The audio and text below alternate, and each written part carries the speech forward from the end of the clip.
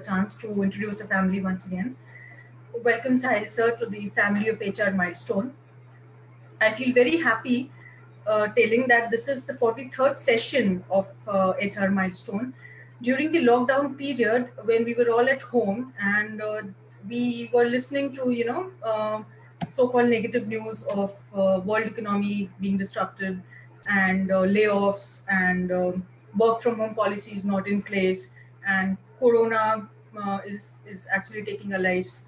In such an atmosphere and environment, what HR Milestone did was every day, evening 7 to 8, 8:30, approximately 90 minutes, we used to have sessions, learning sessions, where we learned how to see the silver lining amidst this pandemic. So this is what we're doing since lockdown and it's now continuing. HR, I would like to tell you, sir, very personally about the logo of HR Milestone. If we carefully look at it, we can see the downloading arrow at the top, which shows that knowledge is being downloaded by the budding HR professionals from those who are experienced. So that is one thing in HR Milestone. Another thing you can see is the necktie. The necktie shows that we are making budding professionals corporate ready, we are making students corporate ready. So this is a kind of uh, a tie-up or a shaking hand kind of a thing with the academics and the corporate. Another thing you can see is two people. H, you can see two people meeting each other, shaking hands with each other. That shows learning together, growing together, and enhancing ourselves together. So that was about the logo of HR Milestones, and we spread pan India, and we are present on all the social media platforms which you say, may either it be WhatsApp groups, maybe Instagram handle, maybe Twitter, you name it, and we're there. Another thing about HR Milestone is about the founder of HR Milestone, which is Haresh sir. So we always say that Haresh sir is the backbone of HR Milestone because he's continuously working for it, continuously striving for it, and he's the motivator who gives the volunteers like us, a chance to do something for the fraternity, do something for HR Milestone. I'll take 1 minute more to just let you know why HR Milestone. It was started a decade ago with a mission to become the leading community to help HR fraternity grow. Now, how can the HR fraternity grow? Is by bringing together people, the stalwarts of the fraternity, students, and the other professionals at one platform and exchanging knowledge amongst each other. So this was also from my side about HR Milestone. Over to you, Harini ma'am. Thank you so much, all of you. Thanks, Aditi. So I think one reason why we are not having too many people today is probably because of the new platform through which the attendees are coming in. I struggled myself. I was looking forward to picking up the meeting ID from the poster, and then I struggled. So maybe that's the reason, and that's something that I just wanted to tell upfront. I don't know if Sahil really needs an introduction, but nevertheless, it's my pleasure to introduce him here. He's been a friend. We've been doing a lot of sessions, conversations like this together, especially for the student community. There are lots of like-minded thoughts that we bring to the audience when we speak, and therefore it's always a pleasure having these conversations with him.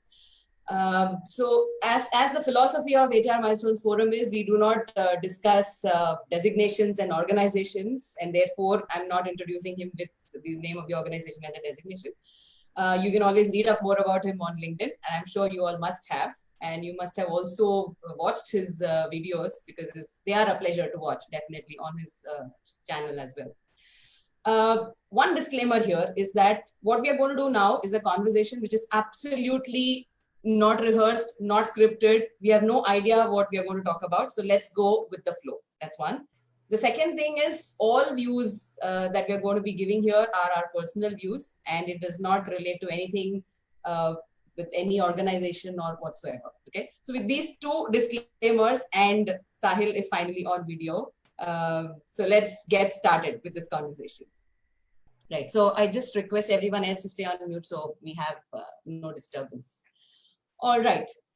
So Sahil, we were talking about organizational or official selfie, a conversation that we were having a couple of days back. So I thought it's a great way for us to continue that chat over here in this forum. So when you're looking Sure. at a selfie, the first thing is, how is it different from a photograph? Is the person who is clicking the selfie is also in it, and not just in it, but usually in the foreground. Okay, so putting the person who is clicking the photograph in the foreground is a big shift from being behind the camera. So how would you think this fits in an organization or in the office or in the workplace? How would you use this metaphor in the workplace? So Harini, that's a very difficult question because you're starting off with an analogy. So I think what we should start off with is with the basics, which is the conversation that you and I had. But if you really look at it, and if you look at my backdrop, that's actually a mirror right there, right? And I've intentionally tried to pick this backdrop because what ends up happening is when you go back to the days, and I want to draw everyone's attention, most of us on this group will be able to relate to it. There was a time when you actually had to buy a reel, and you would spend a lot of money on the reel apart from the camera, and you would be very, very cautious and very careful on every single click that you did, because if I remember correctly, there were only 31 clicks that you could do on every reel. 36, yeah, 36 clicks that you could do on every reel. And apart from that, the first 1 or 2 clicks would just go here and there. The last 1 or 2, the film would get cut. So in effect, you would get around 32, 33 pictures. And therefore, you would be very cautious to ensure that you look into that small window, see everyone's getting there, no one's getting cut off, ensuring the light is good enough, ensuring everyone's face is visible, so on and so forth. Which was actually a limitation of sorts, but also it brought in that kind of, if I may call, efficacy, the kind of right focus, and the time of effort and energy to get a perfect picture, which essentially got renamed over the years as a Kodak moment, right? From there, we have come to a stage where we don't need reels anymore, where just at the click of a button, you get a selfie, right? And think of that of an analogy to really play out to say, whenever we go for a meeting, whenever we go to meet a client, whenever we go for any kind of interaction with any person, how much of effort do we really put in to bring our best self to the moment? Or do we find it very comfortable just going and interacting with people with a certain level of filter, with Insta filters out there, with a lot of apps out there to make us look good on pictures? Do we put in those filters on ourselves to look good? And this whole concept of looking good in the workplace, and we were just having a conversation right now.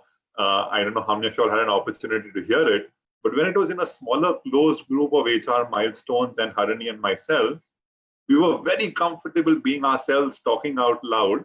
But the moment we realized, oh my God, this is going live on Facebook, we just went quiet. One of us went absolutely quiet. And that is the whole concern, to say, are you being at your best because someone is watching, or you are watching yourself, which is the next layer within watching? Or are you just being the same person irrespective of who is watching or who is not? So I think, Harini, as we really go through this conversation, these are some of the thoughts on my mind to say, be it Corona, be it no Corona, be it pre-COVID or post-COVID. I know a lot of speakers have spoken about that, so I'm going to stay clear of that topic. But I think when lockdown 1 happened, lockdown 2, lockdown 3, lockdown 4, everyone was saying, I can't go outside. The question that I want to ask is, while we worked from home and we worked for home, how many of us took 5 minutes a day to go inside to really figure out how many filters do we apply? In what aspects of our life do we apply filters? Why do we apply those filters? What do those filters do to us? Do they create negative emotions or positive emotions? I think these are some of the things that really help us, Harini, to introspect, to reflect as we go back, not to work, because we are still working, but as we go back to our workplaces, and interact with people more in high touch rather than high tech, which is happening in the virtual world right now.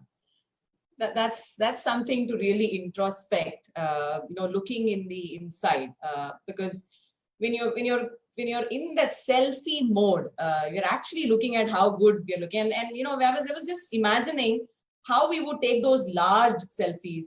You remember, Sahil, one of the earliest ones was in one of those events where you were up on stage and you, being the tallest person, also offered to take that selfie with about 250 people in the background. So the groupie, we call it. Yeah, with a group, you call a selfie a groupie. Yes, groupie, yes, right. So when you took that groupie, again, I love these analogies. So I'll keep bringing these analogies, and then you can dissect it the way you wish. But when you're taking a groupie, a perfect groupie is when everyone, right down to the person in the last row, is visible in detail. That's a perfect groupie. And the effort taken by everyone in that groupie also is pretty much the same. So whether the person is in the foreground or in the background, I think everyone wants to be seen and wants to be seen at their best. So if you look at behaviors in an organizational context, how do you see a correlation between people posing for a large groupie like this and wanting to be there, wanting to be visible, and wanting to be visible at their best? How do you correlate that in an organizational context? So see, Harini, I think here the role of the leader is very important, right? And here the leader, to my mind, is the one who's actually holding the camera in his or her hand. Absolutely. Right? Yeah. Now, if the leader wants to say the groupie is all about me, the leader will ensure that the groupie is focused on his or her face at such an angle and at such a position that the rest of the people appear like miniatures. But if the intent of the leader is to ensure that I am only as successful as my team, and as you put it, the groupie looks brilliant when everyone looks brilliant, right? And therefore, every single person needs to be clear. The focus needs to be well aligned. The spotlight needs to be on the right people. The people who are huddling together as one team and coming very close and standing close to each other. One person who is taller shouldn't hide the person who is shorter. And the shorter people shouldn't stand at the back. The taller people should be at the back. So all of this strategizing, if I may use it very colloquially, or the implementation of taking the groupie shouldn't just be very, unstructured or saying, okay, guys, come together, we need to take a picture.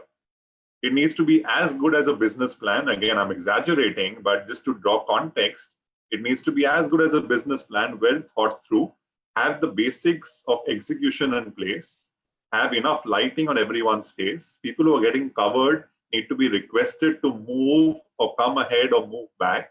And then when you feel you've done a decent job, just ensure that you are not covering people as their leader, because a leader is only a figurehead, is only a spokesperson, is only a brand ambassador. But a leader is only as successful as his followers or as his team.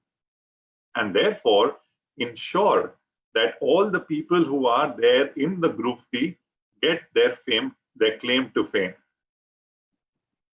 Absolutely. I think this is very, very well said, because it takes my mind back to one of those groupies in which we were there. And I used to always be amused with the scramble that people do to be visible. And I used to always wonder that where the heck are you going to be visible in such a large audience? But then as you spoke, it made so much sense to me. If I put it again in the context of business, of course, some people take a lot of time to adjust, ensure that everybody is visible, everybody is given their fair place, and then click a picture. Whereas some people just go ahead and click it. And the kind of feelings that the others have when they see the picture, that actually demonstrates whether it has been a perfect groupie or not. And that's so very true in the business context. So if the leader, and this is a beautiful, again, I just love how you extended my analogy. The leader is the one who has a camera in his hand. Yeah. And if he is able to position everybody appropriately, give everybody their due recognition, it's a perfect groupie. And if he's not, also just to add, Harini, see, it's very important because, we've all been on multiple town halls. We've heard of stories where, the junior most person in the team puts his hand up and says, I don't understand the vision. I don't know how I'm contributing to the success of the organization. I don't know if I do something or I don't do something, how will it impact the overall organization? But these are moments where, just drawing this analogy, taking the picture and making the group feed look good is one aspect. The second aspect is about when you post that group feed on any social media channel, how do you post it? What is the messaging? What is the communication? Is the communication about saying, I am here, or notice me? Or is the communication about saying, we have done it, or this team has come together and done it? Or is the communication about saying, oh, just a very small example. Take an example of a leader taking the picture as a group feed, and a photographer clicking a picture of the leader taking the group feed, which is the one that you're referring to where we went for that event. Yes. And then suddenly you put the entire focus in your narrative of your social media post on one of the 2 or 3 of the junior most team members there and give them that spotlight on LinkedIn or in any other forum. And suddenly you will realize that all the effort that they have put in, they will be married to you for life. They will give their life to that organization, to the individual, to the team, because they realize that they are not just a drop in the ocean. They do realize that they are making significant contributions and they're getting recognized in spite of being part of the crowd, but they're actually standing out of the crowd. Absolutely. Wonderful. So continuing this conversation around the group fees, I was just wondering, I was looking at the other group fees that I have taken with my teams in the past. And obviously I had, so when I had these large group fees with my own teams, almost every time I was not the one who was clicking the picture because I was not the tallest, obviously. There were other guys who were tall, much taller. So invariably, it was some very junior person who would volunteer to click that group feed. And, the volunteering would come with a lot of hesitation because I was around. And, it's pretty obvious that the person who is clicking the group feed is the one who's going to be in the foreground and where all the spotlight is going to be. And that volunteering would come in with a lot of hesitation. And then I would prod that person and say, obviously, because you've got the longest hands and you're the tallest, it makes sense for you to take the picture. And then it would come. So in an organizational context, how would you take this analogy further? So Harini, I get where you're drifting towards skills, but my larger point is to say intent is very important. Okay. And I see one of my very close friends once upon a time, Ashish Gakre, also as one of the participants on this call. And I want to take this opportunity. Ashish, are you there? You want to just unmute yourself, Ashish? Yes, Sahil, I'm here. Oh, lovely. Thanks, Ashish, for joining. So, Harini, I want to take the example of Ashish because, in the last couple of months or maybe the last 1 or 2 years, we have seen a lot of HR forums come forward from, multiple forums have come to light. But if you ask me, one of my earliest memories of HR forums was when Ashish actually started something called HR Shapers, right? And he got the whole universe of HR professionals together on one platform. And I think that is where the whole idea starts. It's about the intent. It is about saying, I am not insecure as a leader. I am just one of the members. I am absolutely comfortable getting thousands and lakhs of people together on one platform and collaborating.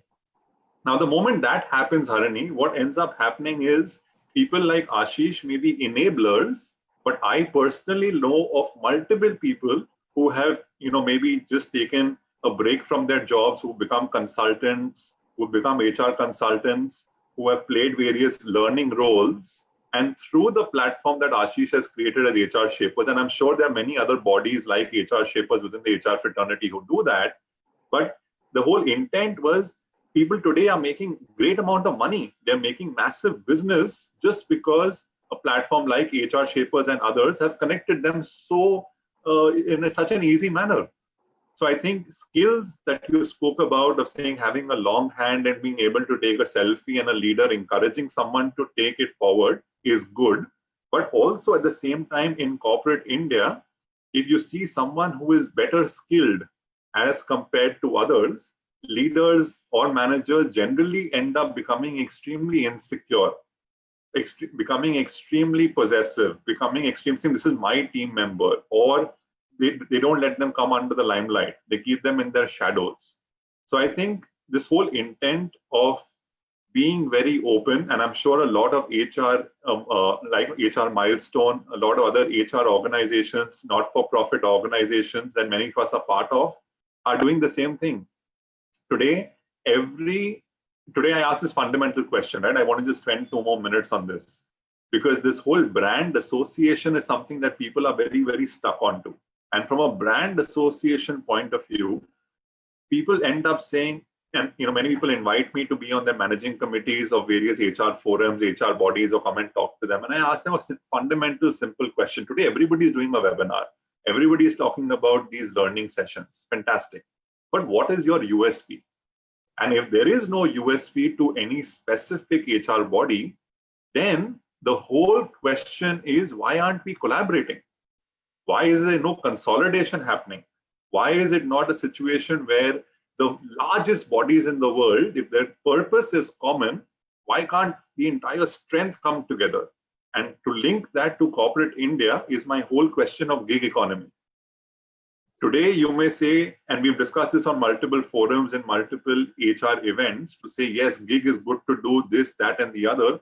But my fundamental question is, if I work for Coke in the morning, will Pepsi allow me to work with them in the evening? Because gig is not about exploring a passion around photography and doing an HR job and being a foodie. That's not gig to my mind. Gig to my mind is when corporate India can have enough amount of data confidentiality and security in place and trust with employees that if he works, he will draw the line, or she will draw the line, she will draw the boundary, but let's consolidate, because with the way the world is going, to run sustainable organizations, you need to consolidate. And sorry, I'm going back to Ashish, but I just saw a recent case where he's run a series of getting all HR leaders of various forums together on one platform with another close friend, RK, on Proventus HR, doing it along with Ashish. And I think that's a brilliant idea, right? Getting people together, consolidating, and therefore for corporate India, what does it mean? How do we draw consolidate? We read about that, a lot of search agencies dropping their boundaries and coming together as one team, multiple leading search agencies. It was in the newspapers the other day, and actually helping people who have lost jobs in the time of COVID. So I think these are some of the disruptions we should keep our minds open to as we explore our skill sets and our careers. Yeah, wonderful. And it is amazing to have Ashish today with us. I have seen him one time earlier as well, so it's wonderful. So again, coming back to shifting from the old time cameras to taking group fees or selfies, again, a thought came to my mind. And I remember a time when we used to use those old cameras. And I used to volunteer to take photographs when I was not in a mood to smile, right? So the best way to avoid putting up that fake smile was to volunteer to be the photographer. So now in the context of when we have selfies and group fees, it is almost impossible for anyone to escape being in that limelight. If I am not in a mood to smile and I'm going to be in that group fee, or if I'm going to be part of that that group which is being clicked, I have to put on that fake smile. Don't we come across situations like this in our workplace? And how do we handle that? How do we handle that, putting up that fake smile for the moment? So I think there are two parts to this question, Harini. One is, of course, and let me draw back to a conversation that I had with Harish ji on HR Milestones 2-3 days back, right? I had such a beautiful conversation with him. And this conversation was more about understanding who he is as a person, where is he coming from, how has he got HR Milestones together. And I realized that, he would himself be a fantastic speaker if he had to just come and talk about his journey, right? He has got so many leading HR practitioners to come and do sessions on HR Milestones, but he himself hasn't come and done a session talking about his own journey. And I think in the 15 minutes that I spoke to him, I personally learned a lot about it. And I would sincerely urge him, maybe it's his own platform, but he should maybe either go to other platforms if he's not comfortable talking on his own platform, but he should definitely go and share his story, because his story will be so inspiring for so many people that they will actually get something to learn from. So that's part one of the story, right? You may be in a moment where you don't want to smile, but the reason for not smiling may not be the fact that you're not happy. It may be something else, right? And therefore, when we say people are camera shy, it's not necessarily that they don't like being on camera. It's that they have something within them that holds them back. All they need is for someone to put their hand around their shoulder and say, Harish, you have an amazing story. You are impacting 10,000 lives, 100,000 lives of people by getting speakers. But I think it's high time now you come and you share your story. So I think that's part one. Part two is when you look at the whole fake angle. And the whole fake angle, where does it emanate from? It actually emanates from a certain level of discomfort. And that discomfort could be with people around, it could be with the ecosystem, it could be with the fact that we are doing something that we are not, or projecting something that we are not, and therefore not comfortable being part of it. So I think from an organizational context, it is extremely important that managers and leaders get this pulse, because the moment they get this pulse of their people, and I think so, while I say managers and leaders, I think I have not seen many HR people who are very close to the ground when it comes to understanding people. Some people I've seen in my life who are very, very close, and some people are not very close. And therefore, the irony of saying, I've heard this since the time I was in my mother's womb, to say that HR wants a seat at the table, right? And we keep wondering, what is this HR wants a seat at the table? HR will get a seat at the table when it deserves it. And it will deserve it when it does its job. And it will do its job when it knows what it needs to do, right? I've said this multiple times earlier, HR is not an event organizer. HR doesn't need to do Rangoli competitions, right? But we get trolled by stand-up comedians also, because that's the perception. Now, if we want to really change that perception, there is so much of opportunity in COVID times where we can actually be very close to our people. What are we doing? We are engaging them with learning. We are saying do courses, do certifications, upskill yourself. We are engaging them with fun activities to distract themselves. We get motivational speakers when their concern is whether they will have a job or not. I think we really need to smell the coffee, and we need to say at a feeling level, what are people going through? What are the anxieties? What are the concerns? Can you have one-on-one conversation with your employees as HR to understand what's the pulse? Can you feed that pulse back to the leadership team and say, this is where the problem is. Let's look at engaging in smaller groups with different people, build the great amount of confidence. People need confidence at this point of time. They don't need gyan. Point number one. Point number two, I was speaking to a very close friend of mine. He's a CEO of a small boutique firm, around 100, 200 people. And I asked him, I said, COVID times, of course, 100, 200 people, you're an entrepreneur, small business. How are you managing? And he said, Sahil, I have done only two things. Number one, I have told my people for the next 1 year, you will get paid your salary and there will be no reduction in your salary.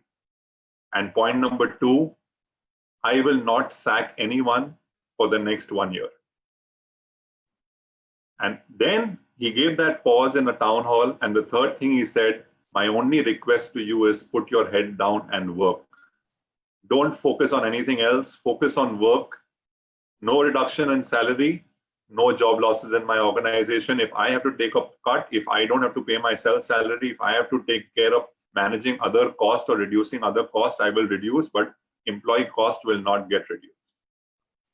And he says, after that, the kind of productivity that I've seen, the kind of commitment that I've seen is immense, is tremendous, which is actually putting pressure on his leadership team to go and win more work.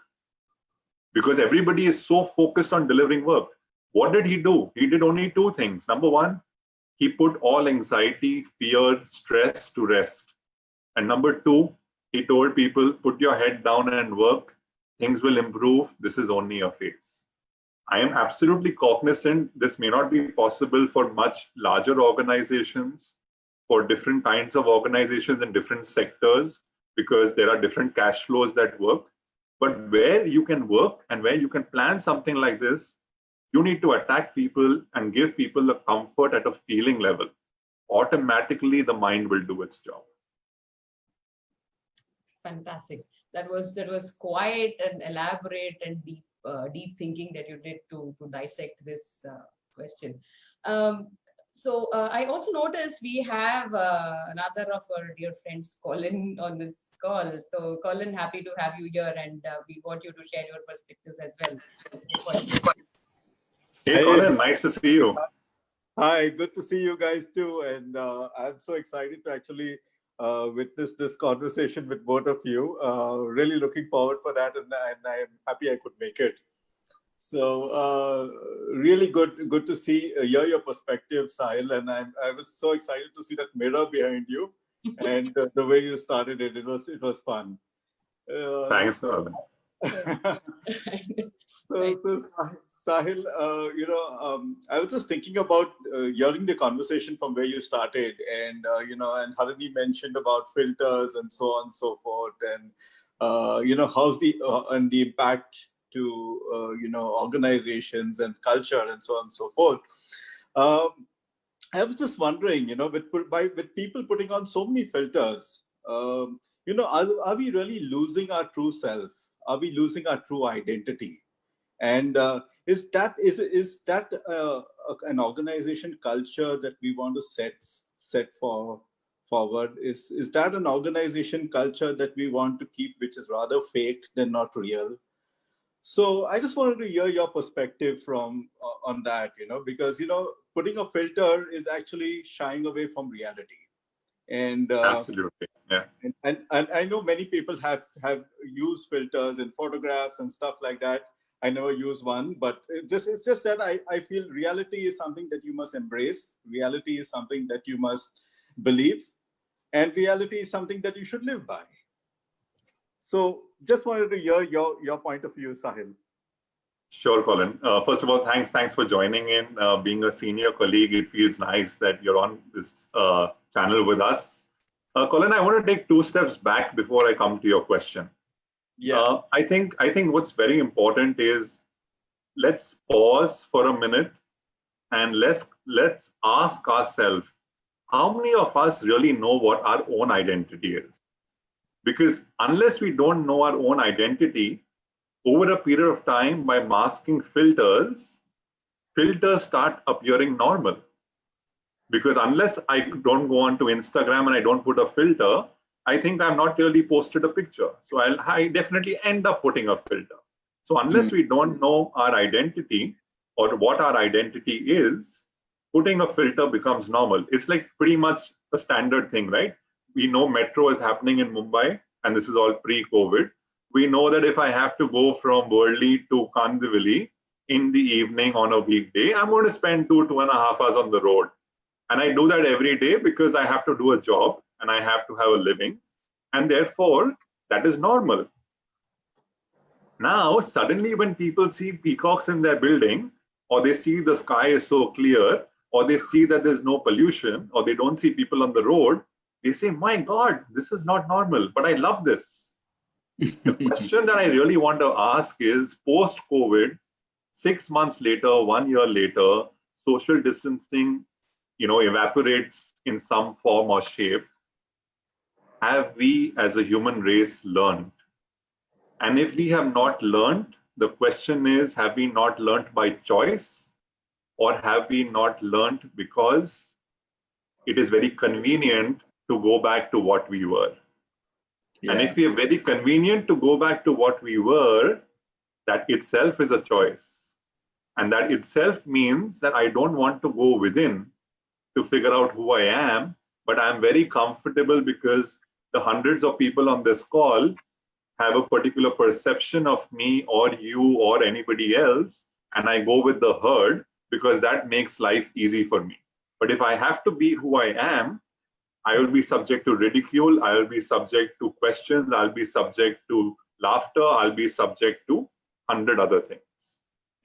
And to avoid, sorry, you're saying something. No, I was just, Go ahead. Yeah, and so I'm saying to avoid all of that, I find it very comfortable not to even stand in the first 2 rows of the group fee, because then I'll get spotted. So I might as well go to the last row, even though I'm short.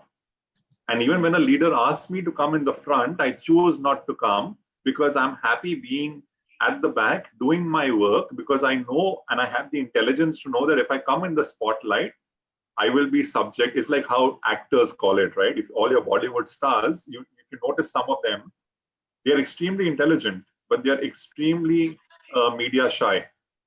And the reason for that is because they know that the price that they have to pay of being a celebrity or being an actor is so high, being trolled, being questioned, saying, okay, otherwise you earn so much money, but you haven't donated a single rupee to the PM's Cares Fund. You know, all those kind of things, right?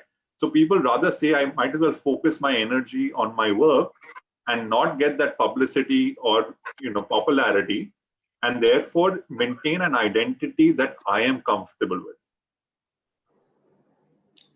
Absolutely. So it's all about, maintaining what suits you, what you're comfortable with, what you feel that this is what you want to display at this particular with this particular type of audience. Yeah. Yeah. And I think so. What changes, Colin, is when the ecosystem changes, and this happens a lot with many people who shift jobs, move to different sectors, work with different bosses. When the ecosystem changes, people adjust, and people adjust because it's about survival. But when you leave them alone and it's nothing to do with survival, they generally end up being themselves. It's like a classic case, right? You do a focus group discussion with 50 people, they won't open up. You do a focus group with 4 friends over a couple of drinks outside office, and all the real stories come out. So absolutely. Yeah. Super. Thank you so much, Sahil.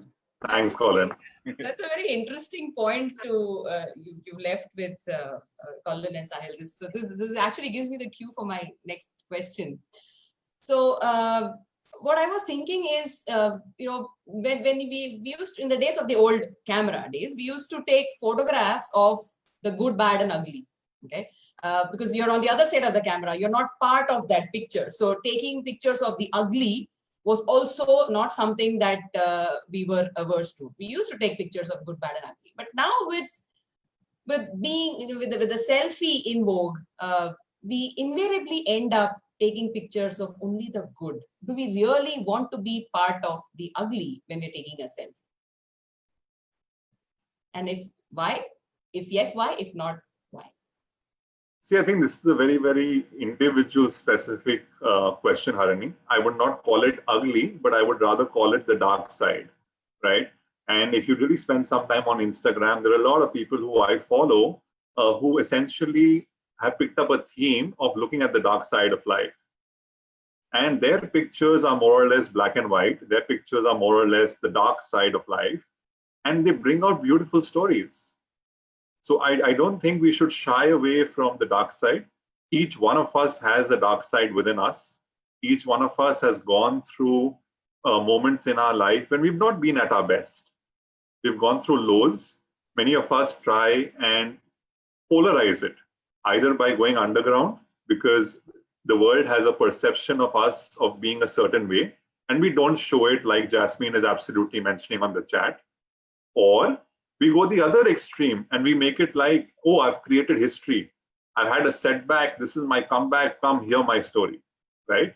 And we go the other extreme when we are polarized. I think somewhere what's very important is to draw the balance. And draw the balance to say, we all are human. Some days are good days. Some days are bad days. The intent is to be consistent. And therefore, I didn't say balanced. The intent is to be consistent. But of course, also appreciate that if someone's having a bad day and the person is consistent, generally overall, you need to figure out why is that person having a bad day. We all talk about saying early warning signals. We all talk about saying, oh, attrition, can we forecast, can we do predictive, can we do analytics, voice of people. Absolutely. I'm saying, but let's figure out what's the dark side. Because unless you don't touch the dark side, life is not a sunny day every day.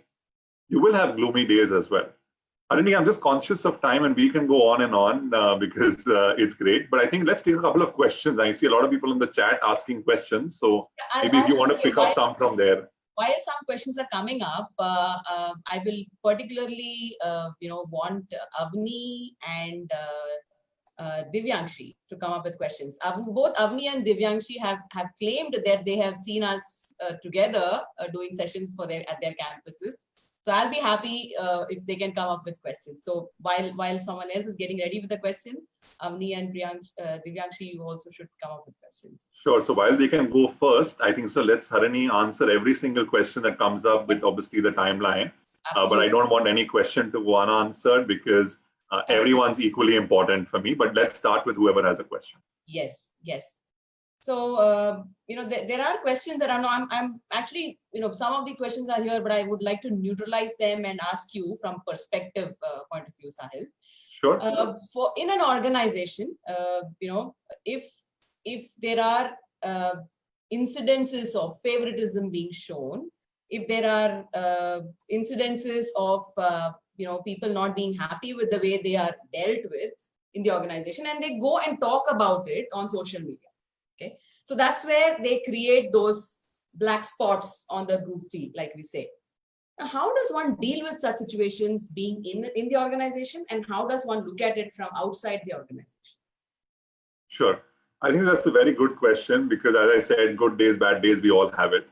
I think one thing let's come to terms with, right? Bias and favoritism will always exist. Tell me one place where it doesn't exist, and if that's an ideal world, all of us would want to get transported there. So bias and favoritism will definitely exist. The question is, are you on the favorable side or are you on the not so favorable side? Because then it impacts you both ways, right? If you're on the favorable side, people are going to talk anyway, but you're going to be a beneficiary. If you're on the unfavorable side, people are anyway going to talk because you're at the receiving end. Right? The question really is, what are you doing about it? And when I say, what are you doing about it? The question is, what am I doing about it? What am I doing to take responsibility for the fact that I am part of an ecosystem where there is bias or where there is favoritism? If I'm a beneficiary, am I calling it out to say, sorry, today I'm a beneficiary, but tomorrow I may be not? Today, I am a beneficiary, but there is a certain segment of the population that is negatively getting impacted by that. And therefore, while we may have a great friendship, and if that's with my boss or me or anybody else who's senior, let's keep the friendship outside the work and don't bring it to the work or a work call or a meeting or an interaction because that negatively impacts the others. On the other side, if it is unfavorable, do I have the courage without the fear to voice my thoughts to say, hello, I see a certain amount of favoritism. That's my perception. And this is what it does to me. It makes me uncomfortable. It makes me feel less motivated. It makes me unproductive. It makes me feel not nice. And therefore, as my boss or as my senior or as a colleague or as my peer, can you help me? Because I think many a times just keeping it with ourselves and brooding over it and sulking over it and feeling bad about it, and then letting that feeling accumulate and accumulate and accumulate till I get so frustrated that I need to get onto social media and rant about it, I don't think is a good feeling. Now, many people will come back and say, oh my God, this sounds like Gyan. It is much easier said than done and all of those things. But I think that is where we need to look within. Are we comfortable challenging authority? Because more often than not, you see favoritism and bias. If it happens at a junior level, it won't bother you as much. It bothers you, especially when you are not on the right side of the fence. And therefore, to camouflage, and I'm repeating myself, to camouflage the lack of courage, we actually find an alibi. And in the process of finding that alibi, we find it easy to crib. Ladies and gentlemen, all of you on this call, on this Saturday evening, let me tell you, it is all about making a habit. If you keep complaining, if you keep cribbing, if you keep crying and do it day after day after day after day, trust me, you will get brilliant at it. And that will reflect in your responses and in your interactions. If you build courage, build courage, build courage, build courage, have conversation, have conversation, have conversation, have conversation, express your feeling, express your feeling, express your feeling, you will get better at it. And as I say, my favorite line, it's a choice. I'm not here standing prescribing a medicine to you. It's a choice. Make that choice, face the consequence of that choice. Fantastic. And my view on, again, this is appearing in a question here, so I'm just blending it into the conversation. My view on how one from outside an organization looks at the reviews about the organization and then makes a decision about whether to join or not, or even makes a perception about the organization. I think that is where people have to be a little more, read it with understanding that if they are making a judgment about the organization not being there, but by only looking at what's there on the media out there, I think it's all about looking at the organization using someone else's glasses, using filters which are not yours. Probably it's not fair to anybody to make a judgment based on what perception you create by using someone else's glasses or tinted glasses about an organization or about a person for that matter. So I think it's fair enough for everyone to actually be there, experience it, know what the biases are, and look at the biases and then come up with a judgment rather than becoming judgmental and creating perceptions based on what's written all over the place. I just want to give that viewpoint. I saw Avni coming up with a question. Yes, Avni, would you like to voice your question? Unmute and voice it. Yes, ma'am. Good evening. Good evening. Good evening, sir. Avni, Sahil, no sir and all here. No, sir. Sahil is cool. So I asked about, how people need to change about this question to Harini ma'am also, but it's just stuck in my mind because it is so hard for us to bring about a change in someone else because people are tempted to stay where they are. They don't want to change anything in their lives.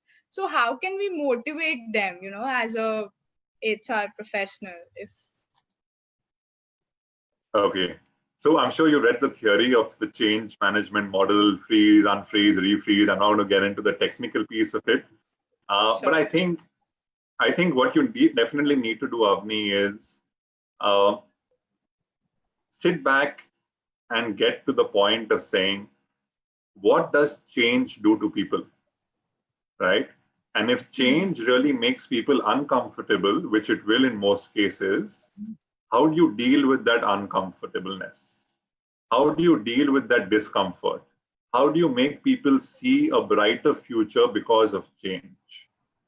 And that is where a leader, a manager's role comes in, to show that vision, to say, what got you here won't get you there, which is all cliche, but how do you really look at light at the end of the tunnel and create a desire for change? Now, when you do that desire for change or a case for change, of course, you will have naysayers. Of course, you will have people who will be cynics. But on the other hand, you'll also have a lot of people who will be brand ambassadors, who will be followers, who will echo the change, who will start seeing the quick benefits of the change. How do you make them your ninjas? How do you get them to create the positivity around? How do you get them to give examples, stories, and instances of how change has positively impacted them? I think that would essentially work. Today, there's this very common WhatsApp joke going around. Tell me any CEO, any CTO, any head of IT who brought about the change of work from home. Yeah. No one, right? Absolutely no one. Who did it? A virus did it. Similarly, I was on a session just 2 hours back with another body, and I was talking to them about saying the whole topic there was saying, how do you really walk into 2021 with a new resume? And I was telling the students of that institute to say, hey guys, you know that World War I happened, World War II happened. If you want to call this of sorts, this is a bio world war, right? A bio world war. And therefore, can you predict the next pandemic?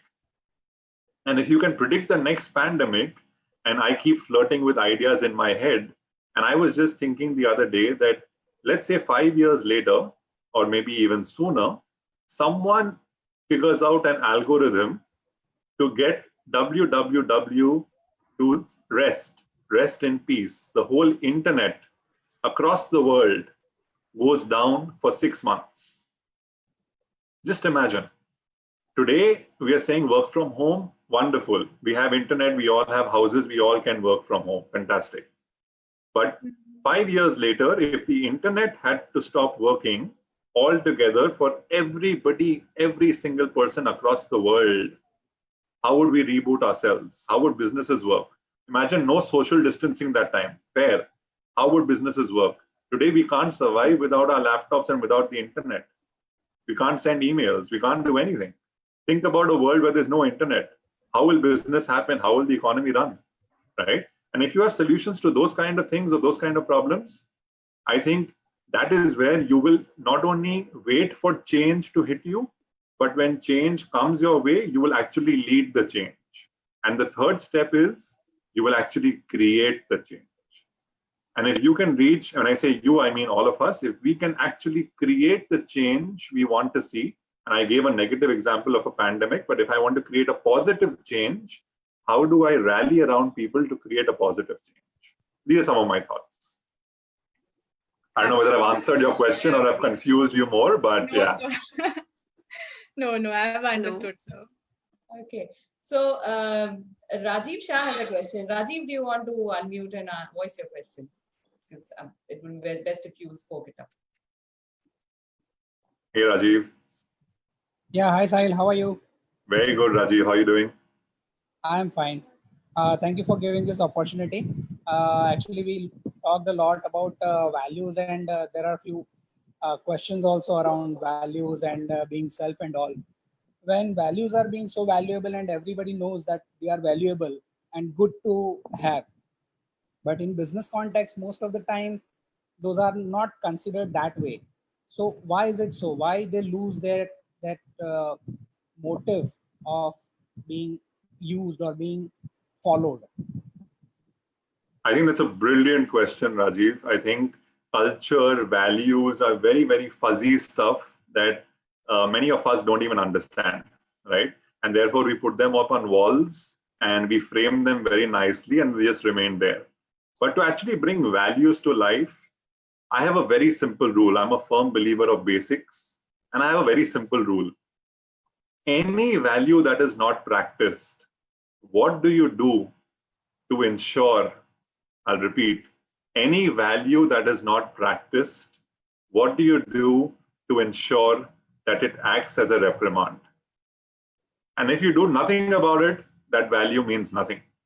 So if there are any kind of negative behaviors that are in contradiction to the values, and those behaviors are exhibiting and are there in the organization, and nothing is being done to combat those behaviors or correct those behaviors, and we are letting those behaviors exist, we are equally culprits to the fact that we don't believe in those values, and those values are only meant to be on the wall. But the moment you set an example and you deal with someone in a very strict manner with zero tolerance on non-adherence to values, you will automatically see that values become a way of life. Values become a way of doing business. Values become a way of interacting. And then, I don't need to give that example, but it is all for us to see. You will treat guests at your hotel as Atithi Devo Bhava. You will give your life for the guest before your own life. And that is something that no money can buy. And that is something that no training session can teach, because that is a value. And when an organization value finds congruence with an individual value, that is when people feel pride to work for that organization, even though they may not get ESOPs, they may not get massive incentives, or they may not get great amount of any kind of recognition. But the pride that they feel is unmeasurable. Wonderful. So Divyankshi has a question. So Divyankshi, unmute yourself and voice your question, please. Yes, ma'am. Hi, ma'am. Hi, Sahil. So, Divyankshi, Sahil, I like you. Divyankshi, I like you. Yes, I have You had an picked it up. opportunity of meeting you, so I know. Bring it on, Divyankshi. Yes, Sahil. So, as ma'am mentioned that I have had an opportunity of witnessing you both on the same panel discussion. So, I'm talking about the HR Summit 2019 organized by ASA, the HR Society of FRCC GBO. So, I precisely remember you saying one line in that panel discussion. And I don't know why, but that line has stayed with me. And the line that you said was that हम सब एक ढोंग जिंदगी जी रहे हैं. So in this situation of pandemic, हम सब एक ढोंगी जिंदगी जी रहे हैं. Dhongi, correct. Yes. So yeah. So you said that line, and you I don't know why, but you catched everybody's eye after saying that. So in the situation of pandemic, all of us are getting a lot of time to introspect, right? So while introspecting, sometimes you feel very happy about yourself. You get to know a lot of things about yourself, and you feel very productive. And some days you suffer from a mix of emotions, that is of anxiety, depression, and anger. So what do you think, what could students like me could do to get out of these mix of emotions and productive most of the times, keeping on that productivity coming on? So what do you think, what could we do to do that? So Divyankshi, I think that's a really tough question, and I'm going to be as honest as I can, because while I know this is on Facebook and it's live and it'll go on YouTube and all of that, I think see the way it really works is, right, you can be as honest as you want to, or you can be as authentic, which is the opposite of being dhongi, as you want to, but then are you willing to face the consequences? And at times, as you grow in your leadership journeys, you would see a lot of leaders. And if you just really read about them or see them, and we have a couple of them on this call, I'll invite them to maybe share their views also. But as leaders grow in their journey, they also metamorphose. They actually really change, and they go through the metamorphosis to really experience how they become quiet and they become silent. And the reason they become silent is not because they don't have their spine anymore, but the reason they become silent is because after a certain level, you cannot be the one asking questions. You have to be the one giving answers.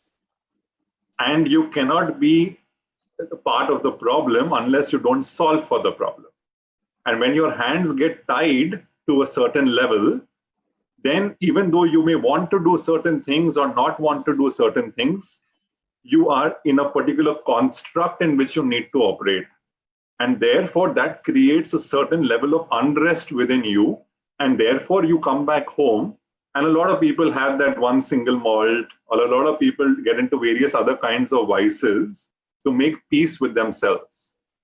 And those who just can't manage it quit their corporate jobs and become consultants, because then they become their own boss. Right. Agree. So I think you're a student now, but as you grow in your journey, and if you hold this conversation, you remember the Dhongi part, which was less than a year ago. But if you play this conversation back to yourself 30 years later, when I'm sure you will be a very, very successful professional, almost in your mid-career and towards the later part of your career, I hopefully would believe this would still hold true, because this is about human emotions. This is about human behavior. This is about the conflict, not just between the mind and the heart, but the conflict between individual lenses and collective lenses of people, and the dissonance between that, or the congruence. So I think that's the pretty much way of it. And therefore, that plays out in that manner. I think Deepak has asked a question, and I'm sorry, Harini, I'm just going to quickly take that. Do you mean that all consultants who move from corporates are Dhongi? Answer is, of course, no. Answer is, of course, no. It's like the typical Sadhguru thing, right? I don't know how many of you guys have seen Sadhguru's interview when he was doing the one with all college students at Nalsar Law School. But a very intelligent student asked him a question and said, "Oh, well, what do you feel about the law?" And Sadhguru answered very clearly that the law is the law is the law. If I studied from Nalsar or I studied from somewhere else, doesn't mean the law is going to change. Similarly, as an antithesis, not all people who are consultants are dongi. The point I was trying to make was people who find a certain level of unrest within themselves and are unable to make peace with it, and it starts stifling them, they find an escape route. And that escape route is to unshackle themselves from the corporate world and become their own boss, because then there is no one to dictate terms to them. So I hope my statement is not misconstrued and misunderstood, but I'm just reclarifying it, Deepak. Thank you for your comment. And I'm so glad this point came from Deepak, because he was also on the same panel that we were on when you made this statement, Sahil. So this is amazing. Probably he was itching to ask you this question. Thanks, Divyanshi. But Colin, do you want to come in here? We've really I've looked up to you all these years, and you've worked with large corporates. Any thoughts on the sensitivity of going silent as you grow higher in the hierarchy, Colin? Or anybody else who would like to share a viewpoint? Let's hear it from Mr. Obama first. Oh my God. Okay. Thanks, Sahil. In fact, I'll be very quick because I'm conscious of time. But I think there's an old saying that it gets lonely at the top, and I think that all of us have felt it, and some of us are feeling it right now. It's all because people start looking up to you as the answer or the Google for anything they would like to know, and this is what has started to happen increasingly, and so that's what actually has started to happen, where leaders are started to slowly start getting distant from the rest of the people, and for me, I think it's very important that the leaders should slowly start, getting more closer to the people, and even the people start going closer to the leaders, because that will actually ensure that they are able to, work collectively, as you mentioned, two types of lenses, and try and see if everyone can work together to a more collective form than more individual format, really. Right. That's my wonderful very quick response. Thanks, Colin. Thanks. Harini, I'm just conscious of time. Should we wrap up? I have another engagement that I need to get to. Absolutely, and I think people have to go back. It's past dinner time for everyone, so I think we should wrap up. So let's end on a positive note that no matter what challenges we face, all of us are out there smiling after doing a lot of introspection about ourselves, with those genuine smiles in our groupies. So let's end with that positive note, and over to Aditi or Hareshji for any closing remarks. So Harini, if I may just make a request, and Hareshji, just a small request. We can't take a selfie here, but we can definitely take a screenshot. So if everyone can come on to gallery view, speaker view, and get your videos on. And if you're on your phone, just turn to landscape mode, so that we don't have different videos. If you're on your phone, apne phone ko ghuma dijiye aisa. Wow. Salil, you seem to be really having a good time, Salil Menon. Do you have a drink also with you? Now he's very smartly moved the thing to the fan. Not bad. Good one, Salil. Okay. PU live webinar. It's very dark out there. Umesh Salgar, if you can come on video. John, thanks. Sanjay Sharma. So we can then quickly take a screenshot. Ashish, Colin, looking good, lovely. Rajiv Shah, can you turn your phone the other side so we'll get a nice picture? It looks very vertical at this point in time. Yeah, lovely. Super. Sanjay Sharma, are you with us, or you've just logged in and disconnected? Okay, Sanjay doesn't want to come on video. No worries, let's not force people. Sakshi, if you want to turn your phone the other side, we'll get a nice landscape view. Lovely. Super. Yeah, you also turn your phone. Okay, now who's taking the screenshot? Haley. Haley? Okay, lovely. Screenshot takers. Haley, you're on mute. Done? Say cheese, everybody. Oh, say cheese. Yes, say cheese. In consulting, when we take a picture, we say fees.